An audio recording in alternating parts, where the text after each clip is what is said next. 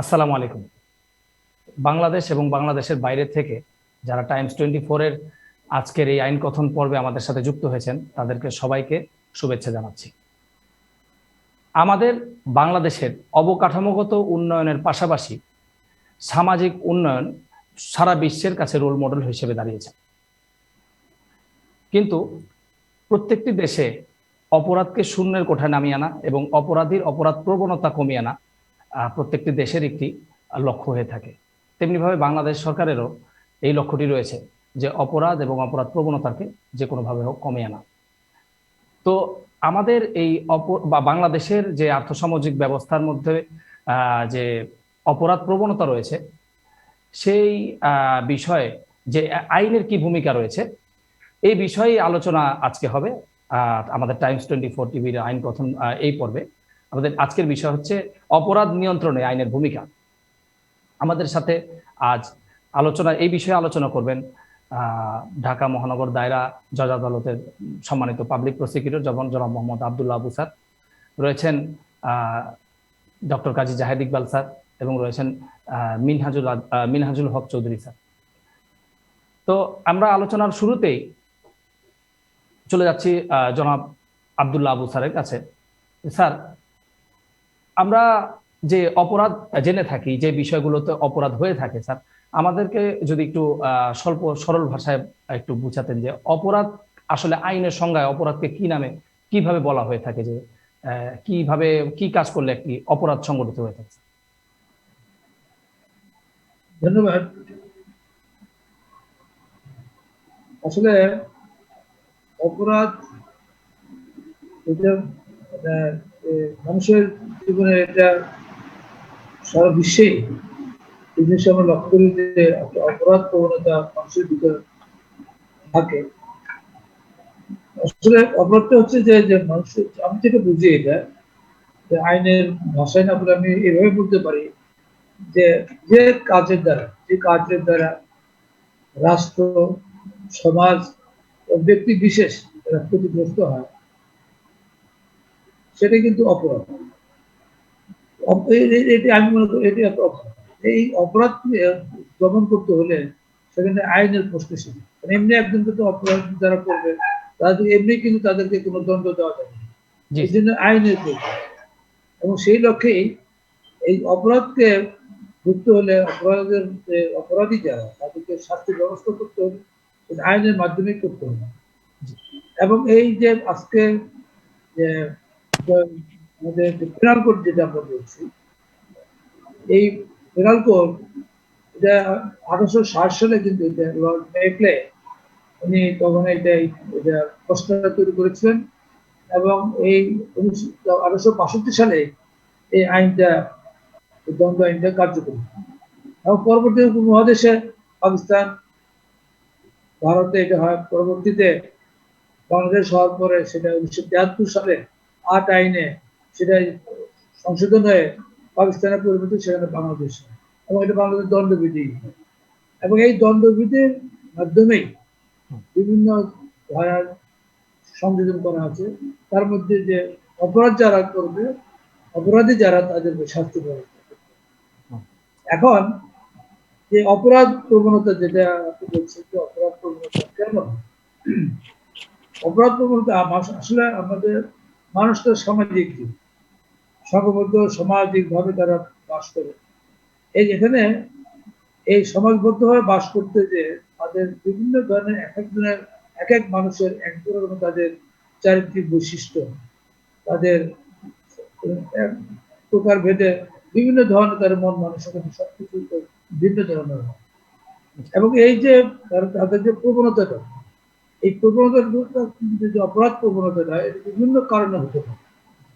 এর মধ্যে যে জিনিসটা আমরা লক্ষ্য করি যে মানুষের ভিতরে একটা উচ্চাকাঙ্ক্ষা থাকতে পারে এবং তারা লোভ লালসা থাকতে পারে এবং তাদের নিম্ন মন মানসিকতা। স্যার, আমরা আপনার কাছে অপরাধ প্রবণতা নিয়ে একটু বিস্তারিত শুনবো স্যার। আমি এই মানে সংজ্ঞাটার বিষয়ে শুনে এসে মানে আরো ডিপলি এটা নিয়ে স্যার আলোচনা করবো, যেহেতু আপনি স্যার পাবলিক প্রসিকিউটর স্যার।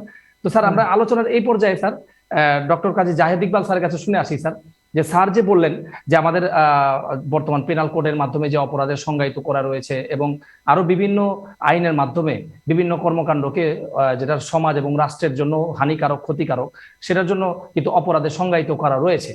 তো আমরা মানে শুরুতে অল্প কিছু বলে স্যার ডিপে যাব। স্যার আমাদের যদি একটু ক্লিয়ার করতেন স্যার, আপনার আর কি মানে ডিফারেন্স অফ অপিনিয়ন কি আছে কিনা স্যার অপরাধ সম্পর্কে স্যার?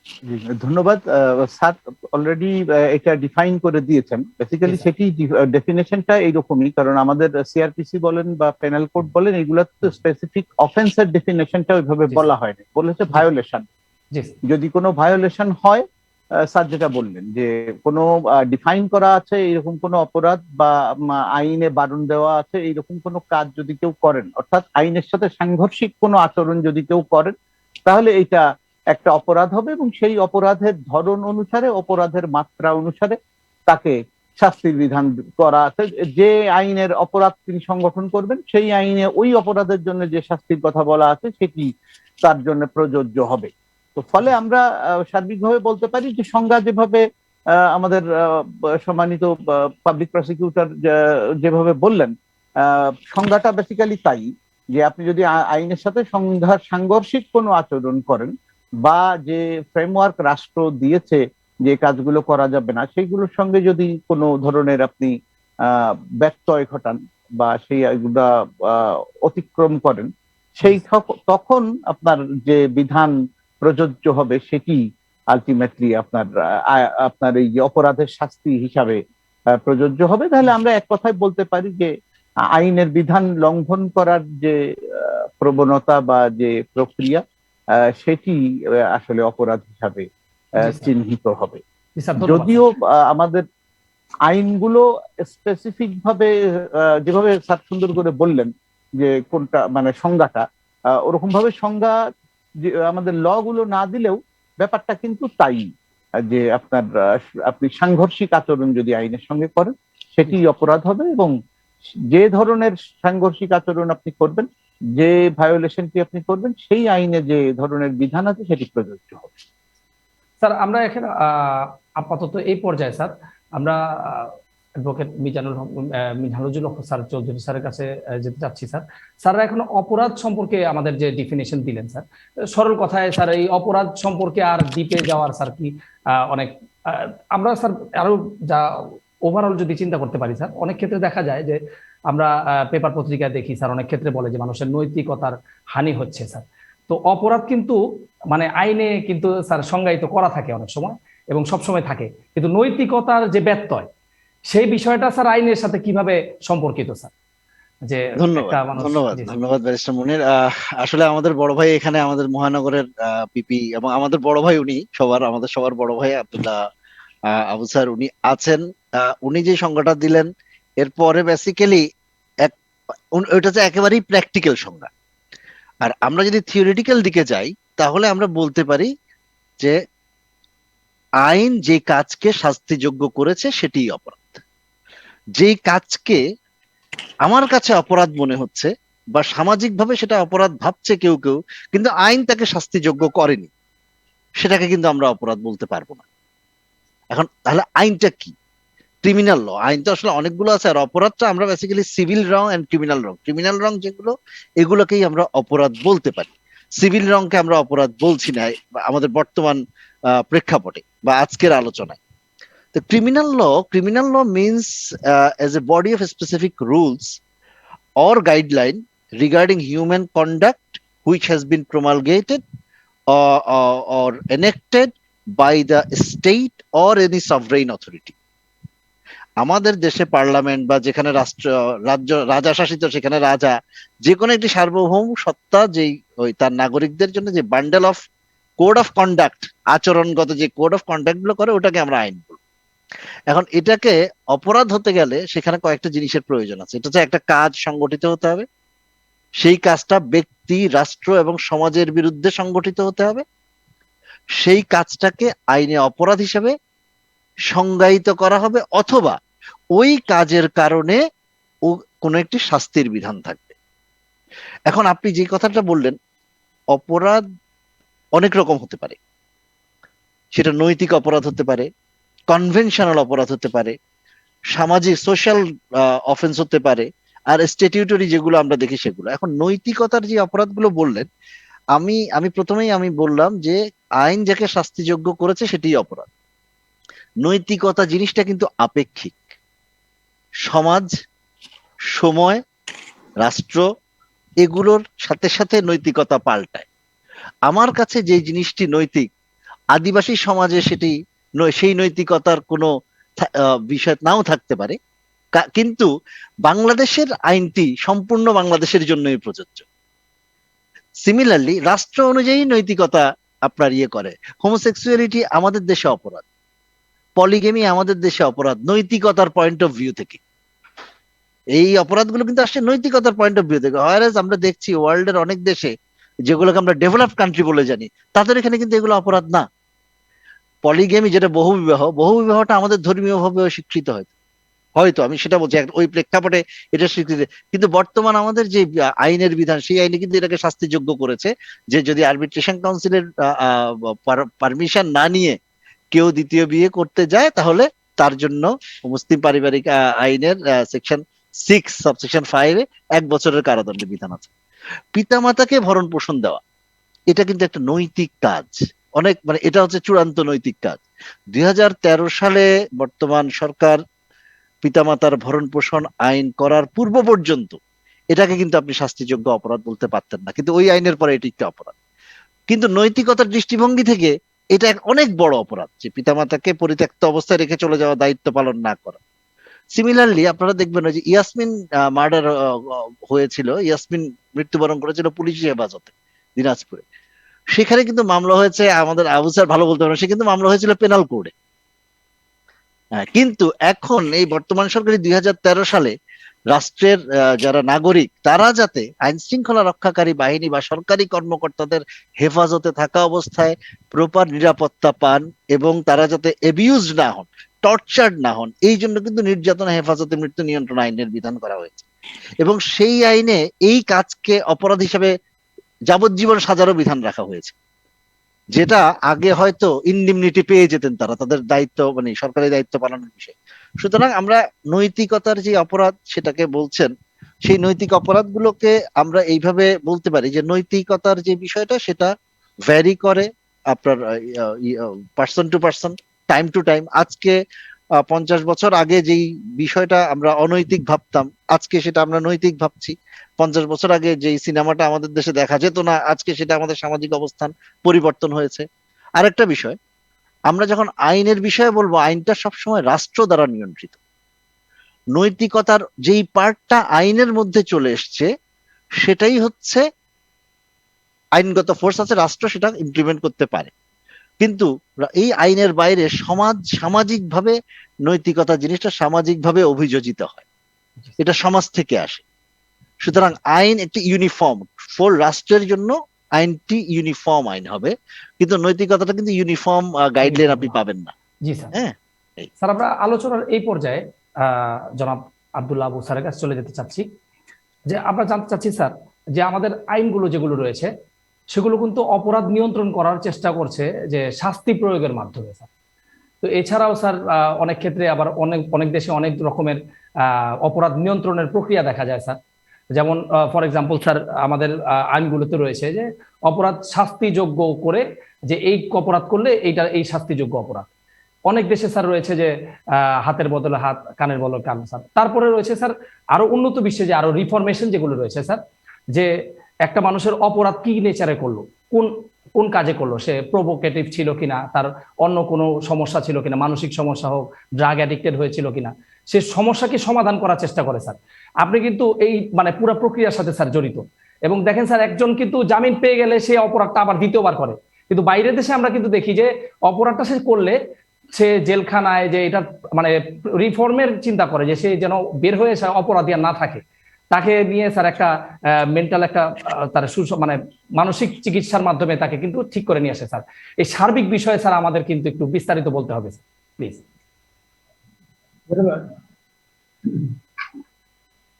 আমাদের এখানে যে আইনে যে আছে, প্রতিটি অপরাধের জন্য তাকে সাক্ষী প্রমাণের মাধ্যমে যখন সে প্রমাণিত হবে যে সে দোষী, তখন তার শাস্তি হবে।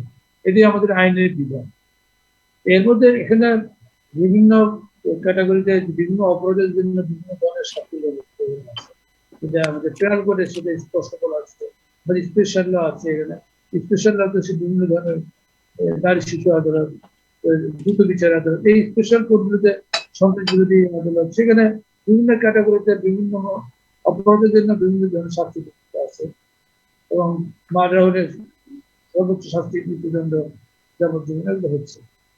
এখন আপনি যেটা বলছেন যে অনেক ক্ষেত্রে দেখা যায় যে অপরাধ করার পরে তাদেরকে সুযোগ দেওয়া, যে তারা ভালো হওয়া, এটা সব ক্ষেত্রে এটা হয় না।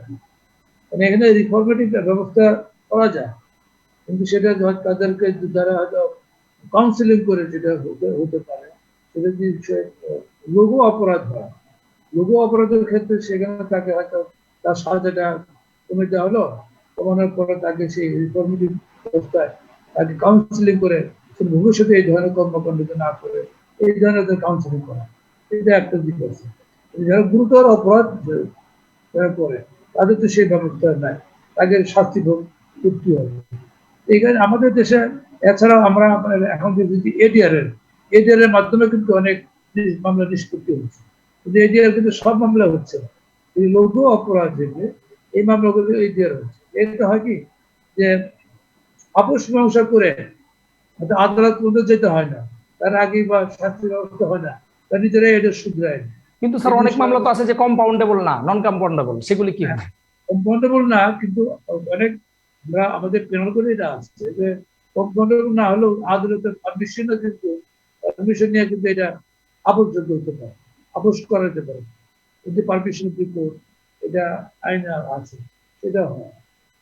আমি সে মনে করি যে যেটা লঘু অপরাধ বা লঘু দণ্ড যেগুলো হয়, এই মামলাগুলোতে এডিআর এর মাধ্যমে বিশেষ করা যায়, এবং এইটা যারা নাকি ধরেন এই ধরনের অপরাধের সাথে জড়িত বা এখানে মাইনর যারা আছে, মাইনরদের জন্য তো আলাদা কোর্টের ব্যবস্থা আছে, ওদের জন্য আলাদা আইন আছে, সেখানে তাদের তো তাদের শাস্তির ব্যবস্থা আছে, সেখানেও তাদেরকে কাউন্সিলিং করে, যারা অনেক হয়তো একটা মাইনর, সে একটা হত্যা মামলার সঙ্গে জড়িত হয়ে গেছে, তাকে তো বড়দের মধ্যে তো তাকে শাস্তি দিবে, তাকে হয়তো যে লঘুদণ্ডের কারণে তাকে কাউন্সিলিং করে তাকে ভবিষ্যতে তার সেদিন আরো ভালো হয়ে যায়, সেই ব্যবস্থা করার জন্য। এই স্যার আপনি ধরনের বলতে চাচ্ছিলেন আলোচনার শুরুতে যে মানুষ কেন অপরাধ প্রবণ হচ্ছে স্যার, মানে আমি বলছিলাম স্যার এটা যদি আলোচনা একটু এক্সটেন্ড করবো পরে, স্যার এই সময় স্যার আপনি যদি একটু এক্সটেন্ড করতেন যে কিভাবে আমি যে কথা প্রথমে বলছিলাম, শুরু করছিলাম অপরাধ প্রবণতাটা, মানে এখানে এক একজনের মানুষের চারিত্রিক বৈশিষ্ট্য এক একটা, সব মানুষের একরকম, তাই না? এখানে ভালো মন্দ নেই তো মানুষ। এখানে যে অপরাধ প্রবণতা যেটা আমরা লক্ষ্য করি, সেটা ধনী গরিব ছোট বড় তাদের মধ্যে একটা অপরাধের যে অপরাধ করার যে একটা মন মানসিকতা, এই যে সৃষ্টি হয়, এর মধ্যে কারণগুলোর মধ্যে আছে যেমন উচ্চাকাঙ্ক্ষা। একজনের একদম হঠাৎ তার অনেক বড় লোক হতে হবে, অনেক লোভ লালসার মাধ্যমে তাকে, মানে people who still not in need but in greed, white collar offence গুলি সেগুলি, মানে সে প্রয়োজনের জন্য নিচ্ছে না, লোভের জন্য নিচ্ছে, চুরি করছে, তাকে মানে বড় লোক হতে হবে, তাকে আরো বেশি দিতে হবে, চাইতে হবে, এই ধরনের তার মন মানসিকতা। তারপর আর কিছু আছে হিংসা বিদ্বেষ, একজনের সাথে হিংসা করতেছে, হিংসা বিদ্বেষের কারণেও তাকে অপরাধ প্রবণতার চেষ্টা করে, একজন ক্ষতি করার চেষ্টা করে, হতাশার থেকে হয়। যেমন একটা মানুষ ফ্রাস্ট্রেশনের পর, তখন ফ্রাস্ট্রেশন থেকে তার কিন্তু অপরাধ প্রবণতা হয়। তারপর আরেকটা জিনিস আছে যেটা হলো গ্যাং, এটা আমরা ক্রিমিনোলজিতে আমরা এটা করেছি, গ্যাং যেটা যে 10টা ছেলে 10টা মানুষজন একত্র হয়, 10 রকমের চিন্তা ভাবনা তাদের ভিতরে থাকে, তাদের এক একজনের এক রকম চিন্তা থেকে কিন্তু তাদের খারাপ জিনিসটা করার জন্য তাদের একটা মন মানসিকতা সৃষ্টি হয়, এবং এই গ্যাংটা কিন্তু খারাপ। এটা আমরা লক্ষ্য করছি এখন ছোট ছোট গ্যাং এর মাধ্যমে কিন্তু মানে মাইনর ছেলেরা কিন্তু তারা গ্যাংয়ে জড়িত হয়ে তারা অপরাধ তারা করছে। এই যে অপরাধ প্রবণতাটা, এটা আসলে এটা অত্যন্ত একটা খারাপ দিক, এটা সামাজিক অবক্ষয়, এটা একটা ব্যাপার আছে, সামাজিক অবক্ষয়। স্যার আপনি আপনার সাথে একটু যুক্ত করতে চাই স্যার, আমি যুক্ত করতে চাচ্ছি স্যার, আপনি কি মনে করেন না যে যেখানে আমাদের অপরাধের মানে অপরাধের শাস্তির যে দীর্ঘসূত্রিতা, তারপরে স্যার রয়েছে হচ্ছে ট্রায়ালের দীর্ঘসূত্রিতা, এবং আলটিমেটলি তারপরে তদন্তের টুকটাক গাফলতি স্যার, এই ক্ষেত্রে একজন সাধারণ মানুষকে অপরাধী করে তুলে, অপরাধী প্রবণ করে তুলে, যে এই লোকটার এরকম হলো, অপরাধ সে করলো, তার শাস্তিটা হলো না, এই জন্য মানে সেও সাহস পেয়ে যায় স্যার, এরকম কি আপনি মনে করেন কিনা স্যার? শাস্তি যখন সে অপরাধ একটা জিনিস করলো, অপরাধ করার পরে এই মামলাটা তো একটা দায়ের হলো, মামলা হলে তদন্ত হবে, এই মামলাটা সঠিকভাবে তদন্ত করতে হবে। তিনি ইনভেস্টিগেশন অফিসার, তাকে একটা নির্ভুল মানে একটা একটা প্রতিবেদন আদালত দাখিল করতে হবে। সেটা এই যে তদন্তটা, এর মধ্যে কোনো নির্দোষ ব্যক্তি, নিরপরাধ কেউ যেন দোষী না হয়, তার বিরুদ্ধে যেন কোনো তদন্ত না হয়, এই জিনিসটা আমাদের ইনভেস্টিগেশন অফিসার তাকে এটা খুব কেয়ারফুলি ইনভেস্টিগেট করতে হবে। এবং যখন যদি দেখুন তার বিরুদ্ধে যদি কোনো কিছু না পাওয়া যায়, কোনো অপরাধের সঙ্গে সে যদি সম্পৃক্ত না থাকে, তখন তার বিরুদ্ধে আইনের বিরুদ্ধে চেক প্রতিবেদন দিয়ে দিবে।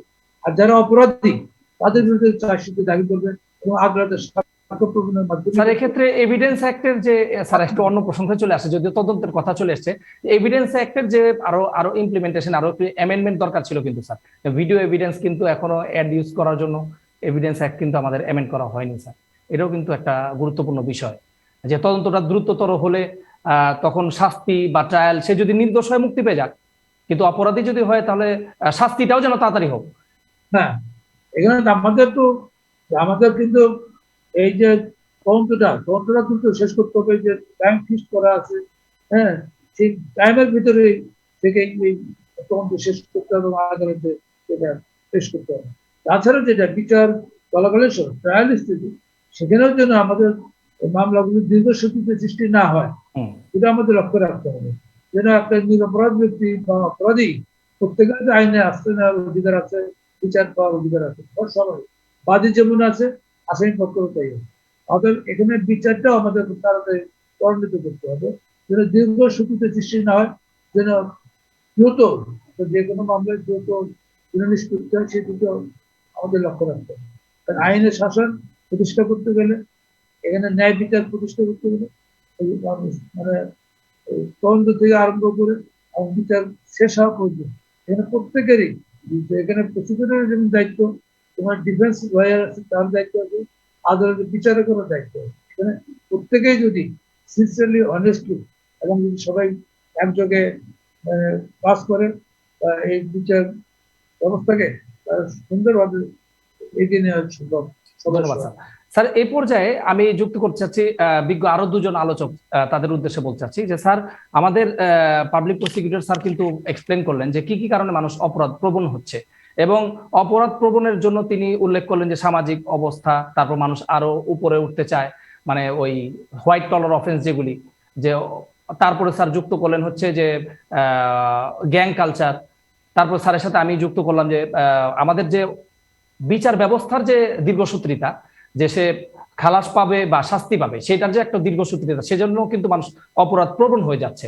তো আমি প্রথমেই একই কোশ্চেন স্যার দুজন স্যারের কাছে করব, তবে প্রথমে চলে যাচ্ছি ডক্টর কাজী জাহিদ ইকবাল স্যারের কাছে। স্যার আপনার কিভাবে দেখছেন পুরো বিষয়টা, স্যারের কথা এবং আপনার নিজের মন্তব্য, এভরিথিং। না, একদমই মন্তব্য তো ওইটাই।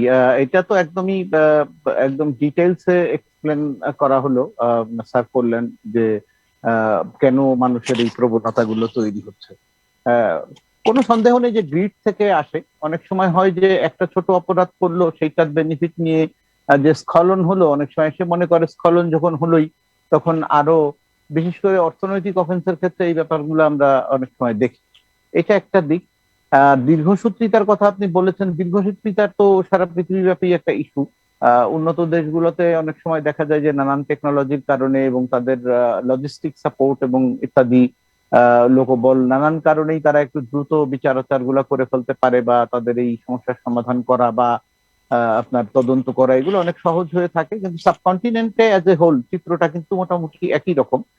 আমি যতদূর জানি ইন্ডিয়াতে, পাকিস্তানে বা শ্রীলঙ্কায়, আমাদের এইখানে আপনার যে ট্রায়াল পিরিয়ড বা তদন্তের যে সময়, কিছু হেরফের, কিছু কম বেশি হয়, কিন্তু আলটিমেটলি এটার একটা দীর্ঘসূত্রিতা আছে। সেটার একটা কারণ হলো আমাদের লজিস্টিক্স এর সমস্যা। আমাদের তো চ্যালেঞ্জ আছেই, আসলে অর্থনৈতিক সমস্যা ইত্যাদি নানান রকম চ্যালেঞ্জ আছে, লোকবলের অফিসে স্কিল লোকের অসুবিধা, টেকনোলজির সমস্যা, এগুলো তো সাবকন্টিনেন্ট জুড়েই এই ধরনের সমস্যা, এই চ্যালেঞ্জ গুলো আমরা ফেস করি। সেটা একটা জায়গা।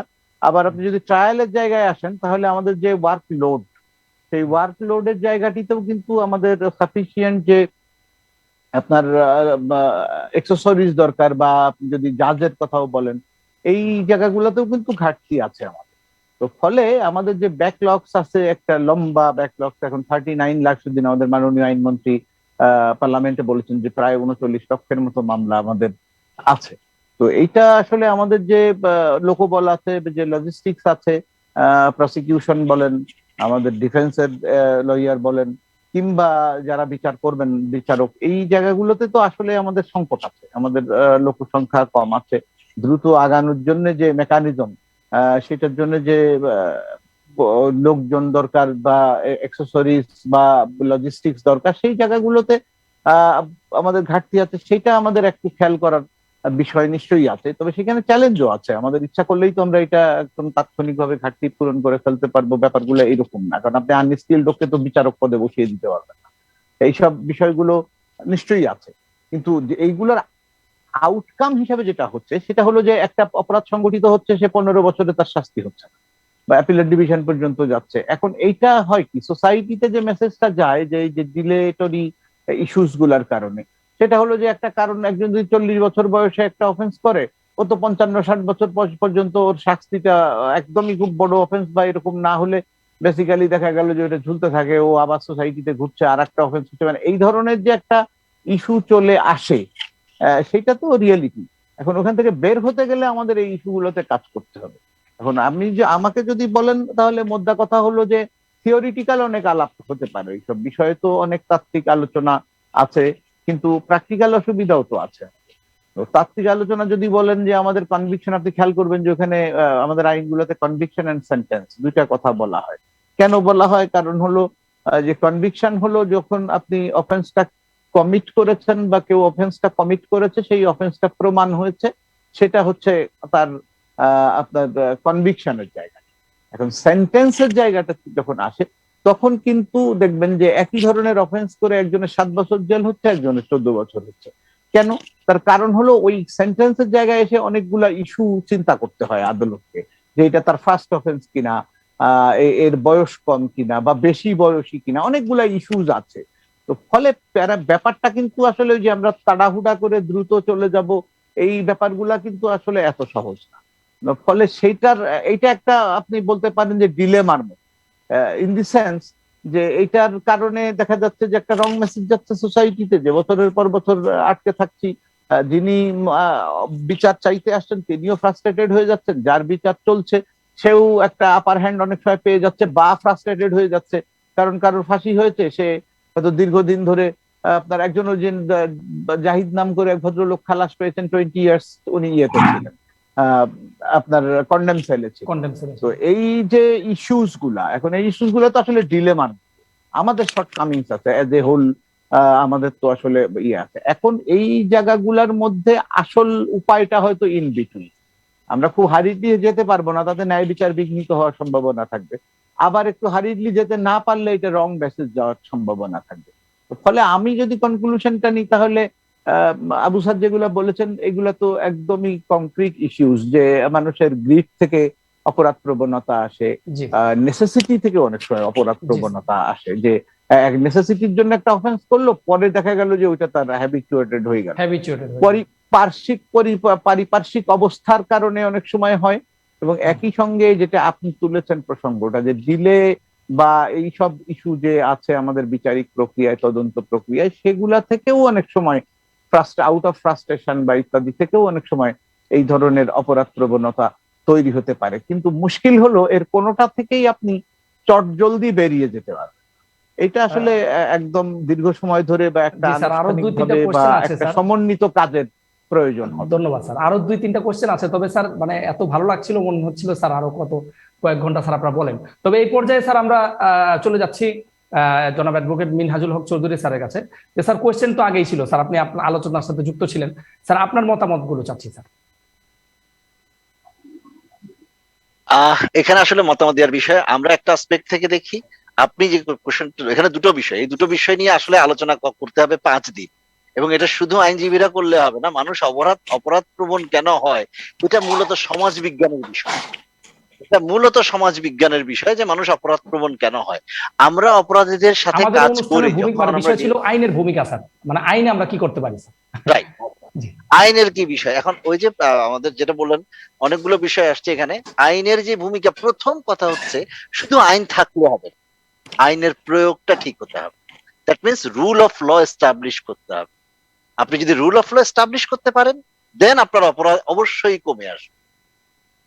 যখনই, এবং আমরা যে রিপিটেড অফেন্সের কথা আমার সিনিয়ররা যেটা বললেন, আবু ভাই যেটা বললেন বা জাহিদ সাহেব যেটা বললেন, রিপিটেড অফেন্সটা আমরা স্পেসিফিক কিছু অফেন্সের ক্ষেত্রে দেখি, ড্রাগ বেসড অফেন্সের ক্ষেত্রে দেখি রিপিটেড অফেন্স, এবং কিছু পেনাল সেকশন যেগুলো মারামারির ক্ষেত্রে হয় বা আপনার ওই যে ডাকাতির ক্ষেত্রে হয়, এটা পৃথিবীর সকল দেশে আছে। এই সিরিয়াল অফেন্ডার যারা, তারা সকল মানে পেশাদার অপরাধী সকল দেশে আছে, এটা আমাদের দেশেও আছে। কিন্তু আমাদের দেশে যে বিষয়গুলো ছিল না সেটা হচ্ছে তদন্তের জন্য কোনো আলাদা বাহিনী ছিল না, যেটা এখন আসছে পিবিআই। পিবিআই কিন্তু তদন্তের ক্ষেত্রে পিবিআই এর পারফরমেন্স খুবই খুবই ভালো, এটা একদম ওয়ার্ল্ড ক্লাস আমরা বলতে পারি। ঠিক আছে, তো সেকেন্ডলি এই পিবিআই আসার কারণে তদন্তের বিষয়ে কিছু অগ্রগতি হয়েছে। আগে যেই পুলিশ আইন শৃঙ্খলা রক্ষা করতো, যেই পুলিশ প্রোটোকল দিত, যেই পুলিশ জিডি এন্ট্রি করতো, তারাই তদন্ত করতে হতো। সকল একজন মানুষের উপর এত বার্ডেন ছিল যেটা সম্ভব ছিল না। সেকেন্ড হচ্ছে আমাদের বিচার প্রক্রিয়ায় সাক্ষ্য আইনের কথা যেটা আপনি বলেছিলেন, আপনি খুবই ইম্পর্টেন্ট একটা কথা বলেছেন। আমার মনে হয় এই সাক্ষ্য আইনকে যুগোপযোগী করার প্রয়োজন আরো 30 বছর আগেই ছিল। আমরা অনেক দেরি করে ফেলেছি। এখনো যদি আমরা সিপিসি, সিআরপিসি এবং evidence act, service of notice, proclamation and attachment, এগুলোকে যদি আমরা যুগোপযোগী করতে না পারি, বর্তমান যে ডিজিটাল আপনার এভিডেন্স গুলো আসছে, ডিজিটাল অফেন্স গুলো হচ্ছে, সেখানে এই ইমেইলের কোনো সাক্ষ্যগত মূল্য কিন্তু আমাদের নেই। কারণ আমাদের পুরোনো সব আইনেই আছে notice should be send to registered post with acknowledgement due. তার মানে আমরা সেই ক্ষেত্রে কিন্তু আমরা একটি ইমেল করেসপন্ডেন্স কে অ্যাডমিসেবল করতে পারছি না। আচ্ছা, আপনার যে এরকম এভিডেন্স অ্যাক্টে অনেক অনেক আপনার ইয়ে করতে হবে, এটা কি রিফরমেশন আনতে হবে, হ্যাঁ এবং রিফর্মেশন। আমার মনে হয় এরকম কিছু রিফরমেশনের বিষয় আসছে। তারপর মামলা জটের বিষয়ে যেটা আরেকটা বড় বিষয় হচ্ছে আমাদের বিচারক সংকট এবং আমাদের লোক সংখ্যা। স্যার আমি আপনার সাথে একটু যোগ করি, আমাদের একটু যোগ করি, মানে বর্তমান সুপ্রিম কোর্টের আমাদের মরহুম সভাপতি সাহেব আব্দুল মতিন খসরু সাহেব আপনাদের সংসদে বলেছিলেন যে 35 লক্ষ মামলা নিষ্পত্তি করছেন 1600 বিচারক। স্যার আমার মানে যোগ করা শেষ, স্যার আপনি বলতে পারেন। আচ্ছা, এই বিচারক সংকটের বিষয়ে আমি আরেকটা বিষয় বলতে চাই। বিচারক সংকট এই যেটা আছে, আমরা এটাকে ইউটিলাইজ করতে পারি কিভাবে? আমাদের এই যে এভিডেন্স একটা রিফর্ম করে আমাদের প্রত্যেকটা মামলায় বাদীর দেওয়ানি মামলার ক্ষেত্রে বা সাক্ষীদের জবানবন্দিও লিখতে হয়, জেরাও লিখতে হয়, এবং ওই জবানবন্দি গুলো কিন্তু আমরা সকলেই জানি যে লয়ার সাহেব আগে ওনার সাক্ষীকে শিখিয়ে দেন। কিন্তু আমরা আরবিট্রেশন প্রসিডিং এ করি কি, আমরা written submission, written witness statement, তার জবানবন্দিটা রিটেন দিয়ে দিই, শুধু জেরা করা হয়। তাহলে হচ্ছে কি 50% টাইম সেভ হচ্ছে। যে কথাগুলো উকিল সাহেব লিড করে নিয়ে যাবেন ওগুলোই কিন্তু আমরা 50% টাইম সেভ করতে পারছি। তো এরকম আমাদের যে বিচারক, আমাদের যেই মামলা পেন্ডিং মামলার সংখ্যা এবং বর্তমান যেভাবে মামলা হচ্ছে, নতুন নতুন লিটিগেশন আসছে, পর্নোগ্রাফি আইনে আসছে, ডিজিটাল সিকিউরিটি অ্যাক্টে আসছে, মাদকের মামলা বাড়ছে, তারপর কর্পোরেট লিটিগেশন, কমার্শিয়াল লিটিগেশন বাড়ছে, এবং এই ফ্ল্যাট কালচার হওয়ার কারণে নতুন নতুন অনেক, এবং এরপরে আরো আসবে কি জানেন, এরপরে আসবে টর্টিয়াস অফেন্স, যেগুলো আমরা আমাদের সমাজ এখনো ওই পর্যায়ে যায়নি বলে আমরা হয়তো ওগুলো এখনো ইমপ্লিমেন্ট করছি না।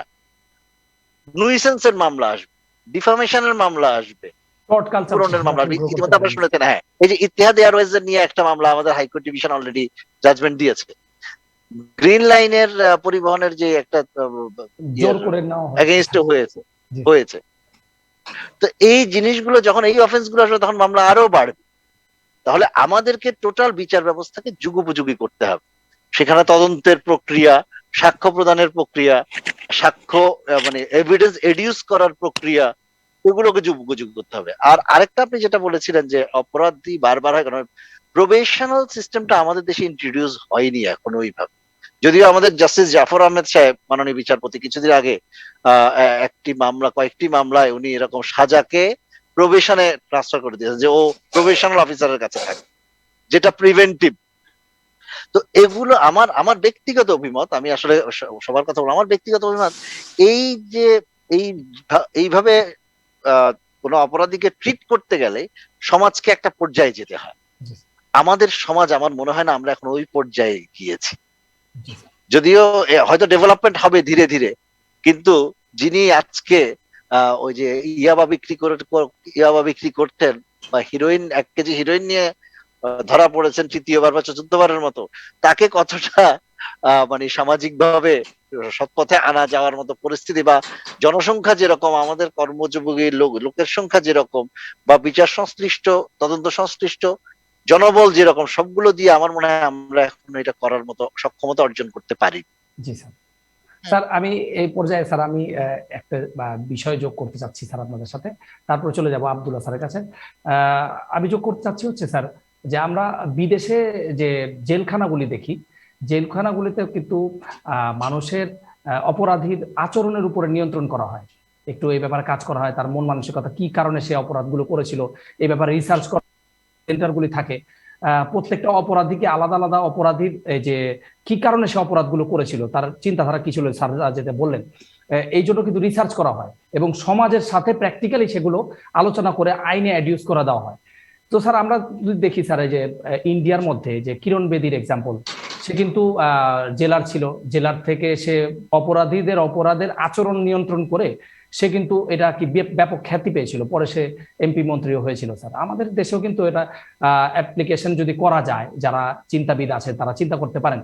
তো স্যার আমরা আলোচনার এই পর্যায়ে স্যার আব্দুল আবু স্যারের কাছে চলে চাচ্ছি, যে স্যার আপনি ওই এলএসডির বিষয়ে আমি আপনার একটি রিপোর্ট করলাম আজকে পেপারে, আপনি এই বিষয়ে কিন্তু মন্তব্য করেছিলেন। তো আদালতের বিষয়, সে জামিন পেয়ে যেতে পারে, এটা আদালতের বিষয়, সে যদি গ্রাউন্ড দেখে জামিন নিয়ে আসতে পারে, সমস্যা নেই।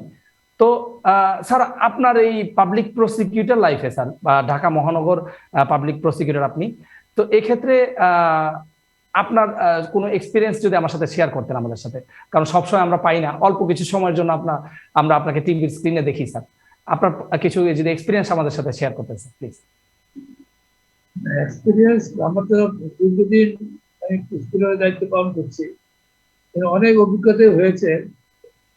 আমি মনে করি যে আসলে এই অভিজ্ঞতাটা মানে এক্সপ্রেস করার মতো কিছু না।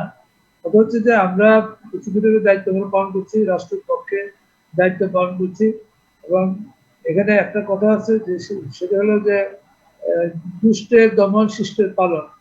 এই এই এই এটার উপর বেসিস করে কিন্তু আইন আদালত গুলি চলছে, আইন প্রয়োগ হচ্ছে, অপরাধীদের শাস্তির ব্যবস্থা করা হচ্ছে।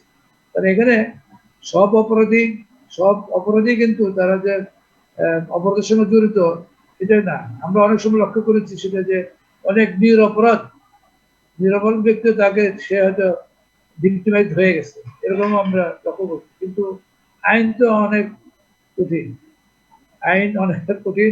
এখানে সাক্ষ্য প্রমাণের মাধ্যমে সবকিছু বিচার ব্যবস্থায় সাক্ষ্য প্রমাণের উপর নির্ভর করবে আসামির শাস্তি। সেখানে দেখা যায় যদি নিরপরাধী ব্যক্তি যেমন সাক্ষীরা দিয়ে সেভাবে সাক্ষ্য প্রমাণ দেয়, আই উইটনেস অন্য যে কোনো সাক্ষী আদালত যে সাক্ষী দেয়, দেখা যায় যে তার বিপক্ষে চলে গেছে, আদালতের কিছুই করা থাকে না, প্রসিকিউটরের কিছু করা থাকে। অতএব আমাদের সবারই হ্যান্ডসারটাই, আমার মনে হয় যে আমরা প্রসিকিউটর যারা আমরা আছি, আদালত বিচারক যারা আছেন, আমরা সুষ্ঠুভাবে আমাদের পরিচালনা যদি আমরা করতে পারি, সে দোষী হোক বা নির্দোষ হোক, সেটা হলো সাক্ষী প্রমাণের মাধ্যমে আসবে। আমরা আমাদের যে দায়িত্বটা আমরা সেটাই সঠিকভাবে আমরা পালন করে যাচ্ছি, এবং আমরা এটাই প্রসিকিউটরের দায়িত্ব হওয়া উচিত, আইনের শাসন কায়েম করা। আর আপনাদের আমি সবসময় বিশ্বাস করি যেটা হলো যে প্রসিকিউটরের দায়িত্ব শুধু আসামিকে যে জেলে পাঠানো বা তার বিরুদ্ধে চয়ন করা নয়, যে ন্যায় বিচার প্রতিষ্ঠা করার জন্য আদালতকে সহায়তা করা, এটি একটা প্রসিকিউটরের দায়িত্ব হওয়া উচিত। সেটা কার পক্ষে গেল কার বিরুদ্ধে গেল সেটা বড় কথা। কথা হলো যে আইনের শাসন প্রতিষ্ঠা করতে হবে, ন্যায় বিচার প্রতিষ্ঠা করতে হবে। এটা সঠিক পথের থেকে আমাদের মামলা পরিচালনা করতে হবে। এটি আমি মনে করি, এবং সে যে দায়িত্বটা আমি এইভাবে পালন করছি, এবং আমার যারা সাবঅর্ডিনেট যারা আছে তাদেরকে আমি বলছি আমাদের দায়িত্ব সঠিকভাবে পালন করতে হবে। মানে এখানে আইনের শাসন প্রতিষ্ঠা করতে হলে, ন্যায় বিচার প্রতিষ্ঠা করতে হলে এর উপরে আর কোনো কিছু নয়, আমাদের দায়িত্ব। আমি কনক্লুডিং রিমার্কে চলে যাব স্যার। সব স্যারের কাছ থেকেই আমরা মানে কনক্লুডিং একটা রিমার্ক চাবো, যে মানে একটা সমাপনী বক্তব্য স্যার, 2 মিনিট করে বা 1 মিনিট করে যে স্যার যায়। শুধু দর্শক, আমাদের অনুষ্ঠান চলছে যে অপরাধ নিয়ন্ত্রণে আইনের ভূমিকা, যে আমাদের বিজ্ঞ আলোচকরা বলেছেন যে যে অপরাধ নিয়ন্ত্রণে আইনের ভূমিকার চেয়ে বড় কথা সমাজ, জাতি সবার দায়িত্ব রয়েছে। আমরা আইনজীবীরা আজকে আলোচনা করছি যে আইনের কি ভূমিকা রয়েছে অপরাধ নিয়ন্ত্রণের ক্ষেত্রে। তো আমাদের প্রত্যেক মঙ্গলবার এই অনুষ্ঠান চলবে, দীর্ঘ বিরতির পর আজকে আমরা আজকে অনুষ্ঠান পরিচালনা করছি। আপনারা ফেসবুকে লাইক দিবেন, এবং গুগলে যারা আছেন, গুগল দেখছেন, তারা আমাদের times24.tv এতে আপনারা যুক্ত থাকবেন। তো আমরা আমাদের বিজ্ঞ আলোচকদের কাছে চলে যেতে চাচ্ছি এই পর্যায়ে, যে স্যার আলোচনার সব যে আলোচনা করলেন, বিজ্ঞ স্যাররা যে আলোচনা করলেন, এক্ষেত্রে আপনি কি মনে করেন এবং সমাজের ক্ষেত্রে কি বার্তা দিতে পারেন, এবং আমাদের দর্শকরা আছে তারা অধীর আগ্রহে এই অনুষ্ঠানের সাথে যুক্ত হয়ে থাকে। আমি শুনতে পেরেছি অনেক লয়ারও আপনাদের আলোচনা শুনেন, দেখেন এবং শেখার চেষ্টা করেন। তো স্যার, আমি প্রথমে চলে যেতে চাচ্ছি মিনহাজুল হক চৌধুরী স্যারের কাছে, যে স্যার আপনার মন্তব্য 2 মিনিটের কম সময় যদি শেষ করতে পারেন স্যার, প্লিজ। 2 মিনিটের কম সময় মন্তব্য আসলে খুবই ছোট। জি স্যার। অপরাধ সংজ্ঞায়িত করে আইন, জি স্যার। ওই অপরাধের শাস্তি নির্ধারণ করে দেয় আইন। এর বাইরে আইনের আর কোনো ভূমিকা নেই অপরাধ নিয়ন্ত্রণ। পুরো ভূমিকাটা হচ্ছে যিনি প্রয়োগ করবেন, যিনি বিচার করবেন তার, এবং সমাজপতিদের উপর, যারা সমাজে বসবাস করে। দায়িত্বটা হচ্ছে সমাজপতিদের, বিচারকদের এবং আইন প্রয়োগকারী সংস্থার। পার্লামেন্টেরিয়ানরাই তো বেসিক্যালি সমাজপতি বলতে আমি সকল জনপ্রতিনিধিকেই বোঝাচ্ছি, সমাজের সকল মানে কর্তা ব্যক্তিদেরকেই বোঝাচ্ছি। আমরা এখনো যেই সমাজে বসবাস করি, এই সমাজে জনপ্রতিনিধিরা থাকেন, স্থানীয় সরকার ব্যবস্থা থাকেন, তাহলে প্রত্যেকেই যদি আমাদের দেখেন, গ্রাম আদালত থেকে কিন্তু আমাদের আদালতের সিস্টেমটা শুরু। গ্রাম আদালত আছে, সহকারী জজ আদালত আছে, বিভিন্ন, এবং সেটা সুপ্রিম কোর্টের অ্যাপিলেট ডিভিশন পর্যন্ত তাহলে আমাদের সামাজিক একটা মানসিকতারও পরিবর্তন দরকার। আমাদের আদালত, আইন এবং আদালতকে এখন ব্যবহার করা হচ্ছে একটা হ্যারাসমেন্টের ডিভাইস হিসাবে অনেক ক্ষেত্রে। এটা শুধুমাত্র দীর্ঘসূত্রিতার কারণে এবং বিচারিক প্রক্রিয়ার মানদত্তা, আমাদের বিচারিক প্রক্রিয়া আমরা ফলো করি এই জন্যই, যে একবার কোর্টে নিয়ে যাও বা একবার একটা মামলায় ঢুকায় দাও, তার 3 পুরুষ চলে যাবে, কি হবে পরে দেখা যাবে। এই যে সামাজিক এই দৃষ্টিভঙ্গিটা আমাদের পরিবর্তনের জন্য কাজ করতে হবে।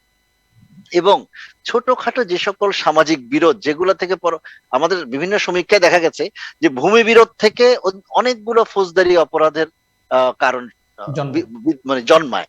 তাহলে আপনি যদি ভূমি বিরোধ নিষ্পত্তিটাকে সহজ করতে পারেন এবং সেই লক্ষ্যে যদি আপনি বিভিন্নভাবে কাজ করতে পারেন, রিসার্চ করে কাজ করতে পারেন, তাহলে ফৌজদারি বিচারও কমে যাবে। পারিবারিক বিরোধ থেকে যৌতুকের মামলা হয়, নারী শিশু নির্যাতন দমন আইনে মামলা হয়, দেনমোহর এবং ভরণ পোষণের মামলা হয়, এবং এর বাইরে আরো মামলা হতে পারে। তাহলে ওই বিরোধটি যদি আপনি অল্টারনেটিভ ডিসপিউটে রিজলভ করে ফেলতে পারেন কুইকলি, সেই দৃষ্টিভঙ্গিটি, সেই মেশিনারি যদি আপনি সেট করতে পারেন, তাহলে আমার মনে হয় লিটিগেশন অনেক কমে যাবে। এবং লিটিগেশন যখন কমে যাবে, যখন একজন মানুষ দ্রুত বিচার পাবে, তখন কিন্তু স্বাভাবিকভাবে অপরাধ কমে আসবে। এবং যখন এটা নিশ্চিত হবে যে অপরাধীর যেই হোক না কেন, অপরাধী সে তার পরিচয়, যাই রাজনৈতিক পরিচয়, ধর্মীয় পরিচয়, অর্থনৈতিক সামর্থ্য যেই হোক না কেন, তার প্রতি সমানভাবে আইন ট্রিট করবে, সেক্ষেত্রেই কিন্তু আইন ভূমিকা রাখবে অপরাধ নিয়ন্ত্রণে। আদারওয়াইজ আমি যতই আইন করি, তাতে সমাজের খুব একটা পরিবর্তন হবে না বলে আমি বিশ্বাস করি। ডক্টর কাজী জাহেদ ইকবাল স্যার। আমি একটু কথা বলি। জি স্যার, প্লিজ। আমি একটু কথা বলি। জি অবশ্যই স্যার, আপনি সময় পাবেন। জি স্যার বলেন। এখানে আমরা তো আজকে যে আইনে গঠন করবে, যে আমাদের আজকে বিষয়টা, অপরাধ নিয়ন্ত্রণে আইনের ভূমিকা, অবশ্যই অপরাধ নিয়ন্ত্রণে আইনের ভূমিকা আছে। তারপরেও আমি যেটা বলতে চাই, আমার ক্ষুদ্র জ্ঞানে আমি বুঝি, যে আইন দিয়ে কিন্তু সবসময় সবকিছু হয় না। এখানে সরকারের একার পক্ষে কিন্তু এই এত বড় যে একটা রাষ্ট্রের জনগোষ্ঠী। ভিতরে যে একটা অপরাধ প্রবণতা বা অপরাধ যে শাস্তি, এটা সবসময় সরকার পক্ষে করা অনেক সময় সম্ভব হয় না, নিয়ন্ত্রণ আনা সম্ভব হয় না। এই জন্য কিন্তু আমাদের যে নাগরিক, আমরা যারা আছি দেশের নাগরিক, সচেতন নাগরিক আমরা যারা আছি, তাদের কিন্তু দায়িত্ব কর্তব্য আছে। এই মানবাধিকার জন্য সংস্থা। আমাদের সামাজিক আন্দোলন গড়ে তুলতে হবে। যারা যেখানে অপরাধ সংঘটিত হওয়ার একটা সম্ভাবনা থাকে, সেখানে সেগুলি বাধা দিতে হবে। এটা আমাদের নাগরিক দায়িত্ব। আমাদের সমাজকে আমরা দিতে চাই, সেই সমাজ আমরা রাষ্ট্র থেকে শুধু নেব এটা না, আমরাও রাষ্ট্রের জন্য কিছু করতে চাই, দিতে চাই। এই সমস্ত যে অপরাধ প্রবণতার সাথে যারা জড়িত বা অপরাধ করতে চাচ্ছে এমন কোন ব্যক্তি, তাদেরকে বাধা দিতে হবে, অন্যায়ের বিরুদ্ধে সোচ্চার হতে হবে। কারণ এখানে সামাজিক আন্দোলন গড়ে তুলতে হবে। এর প্রতিটি এলাকায়, প্রতিটি মহল্লায়, প্রতিটি জায়গায় যে যেখানে আমরা আছি, সেখান থেকে এই সমস্ত আন্দোলন গড়ে তুলতে হবে, যেন কেউ অপরাধ করতে না পারে। অপরাধ, একটা অপরাধ হয়ে গেলে তো আর কিছু করার থাকে না, অপরাধ যেন না করতে পারে সেই ব্যবস্থাটা করতে হবে। তো এখানে আমাদের মনে করি আমি যে আমাদের সামাজিক যে দায়িত্ব, এটা আমাদের প্রত্যেকের থাকা উচিত। প্রত্যেকের সমাজকে আমরা সামাজিকভাবে আমরা যদি এই সবাই মিলে মিশে যদি আমরা সরকারকে সহযোগিতা করি বিভিন্ন কাজে, এবং এই অপরাধ নিয়ন্ত্রণে আনার ব্যাপারে আমাদের জন্য সুক্রিয়া, স্যার, একজন দর্শক এখানে লিখেছেন তাহলেই যে অপরাধ অপরাধ অনেক কমে নিয়ন্ত্রণে। যাবে। কারণ স্যার, এখন আইনের কাছে আর কেউ যেতে হবে না। জি স্যার, অপরাধ নিয়ন্ত্রণে জুডিশিয়াল পুলিশিং এর প্রয়োগ চাই স্যার। এই বিষয়টা কিভাবে দেখেন স্যার? হ্যাঁ, judicial police, judicial judicial policing. ও জুডিশিয়াল পুলিশ। জি স্যার। এখন পুলিশ তো এখানে পুলিশের দায়িত্ব সেটা তো পুলিশ পালন করছে। এখানে জুডিশিয়াল পুলিশ বলতে তো আলাদা কিছু না। এখানে এখানে আমাদের যে এখন যে অবকাঠামো যেটা আছে, পুলিশ বিভাগে যে অবকাঠামো আছে এবং তদন্ত সংস্থা আলাদা করা হয়েছে, জি এবং তদন্ত আলাদা হচ্ছে, এবং যার যার দায়িত্ব ভাগ করে দেওয়া হচ্ছে।